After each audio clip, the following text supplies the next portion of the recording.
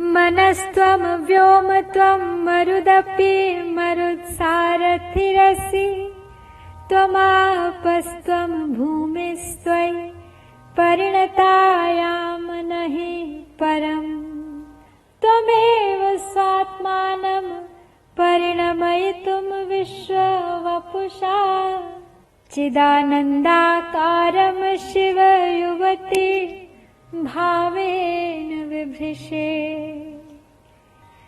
मनतुं नभतुं अनिल अनल तुम जल पृथ्वी हो तुम शिव वाम यह है नहीं अन्य का मातः है तेरा ही सब परिणाम विश्व रूप से तुम अपने को करते परिणत लीलागार तथा तुम्ही केवल रहती हो सदा सच्चिदानंदाकार।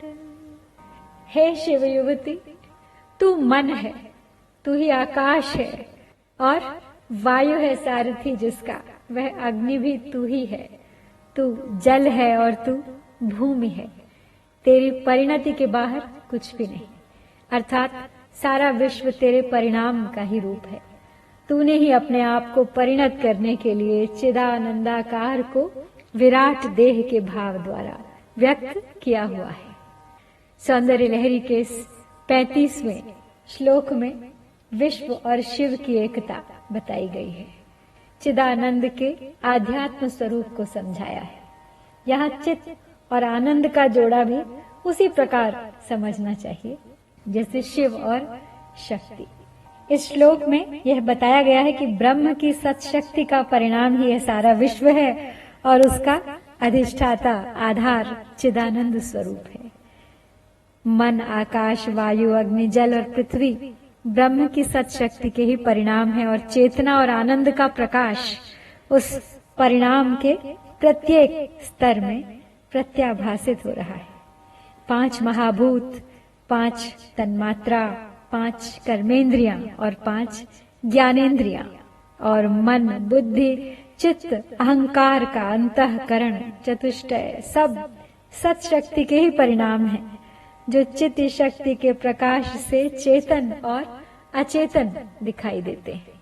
जैसे अंधकार प्रकाश की अपेक्षा रखता है, इसी प्रकार अचेतन चेतन की अपेक्षा रखता है, क्योंकि प्रकाश का तिरोभाव अंधकार का कारण है और चेतना का तिरोभाव अचेतना का कारण।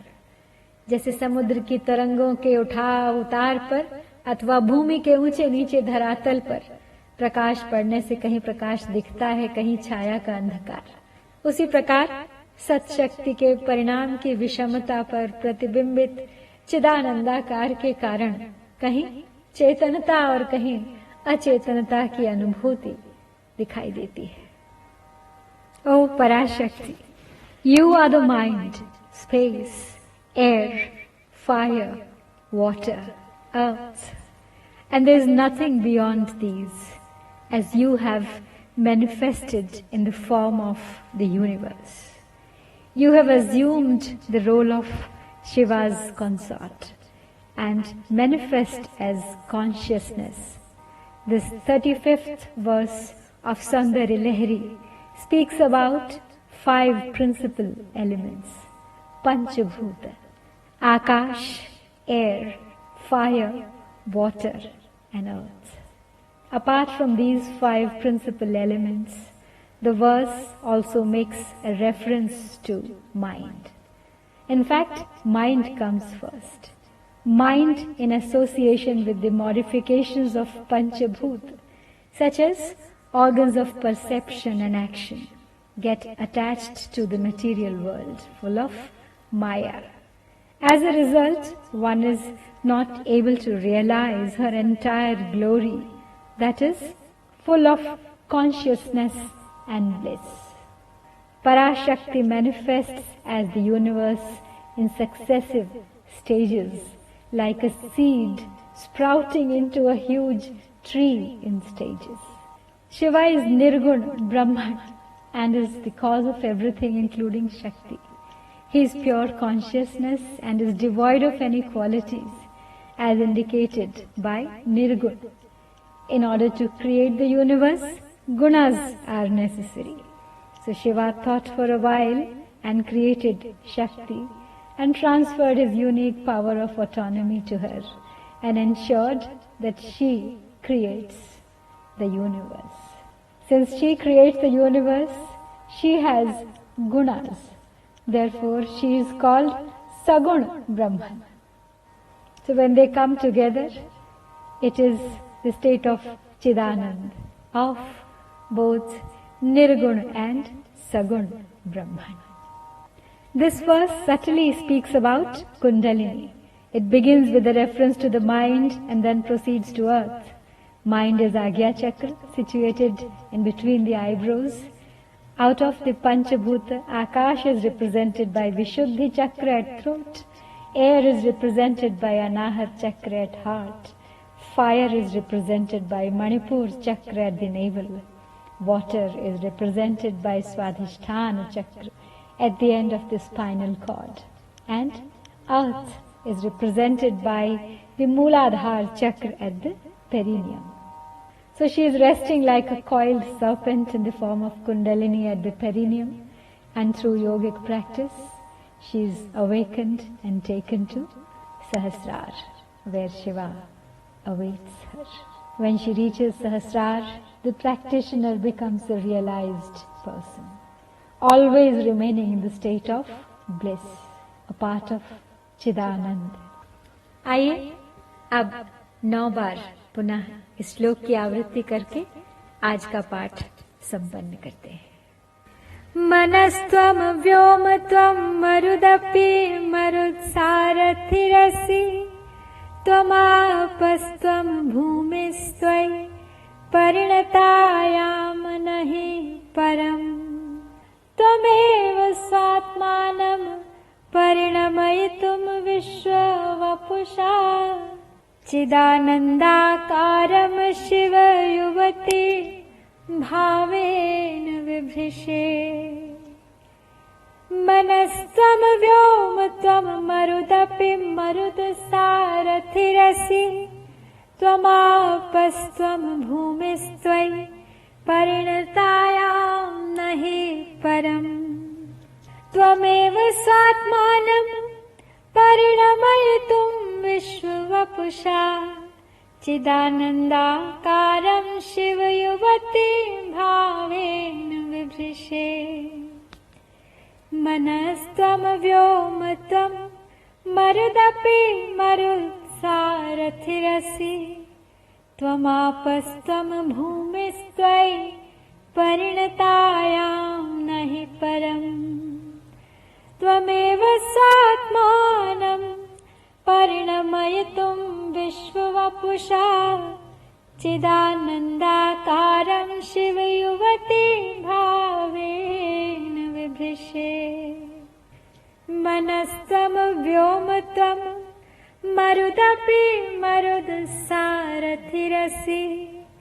त्वमापस्त्वं भूमिस्त्वयि परिणतायां नहि परम् त्वमेव स्वात्मानं परिणमयितुं विश्ववपुषा चिदानन्दाकारं शिवयुवति भावेन बिभ्रिषे मनस्त्वं व्योम त्वं मरुदपि मरुत्सारथिरसि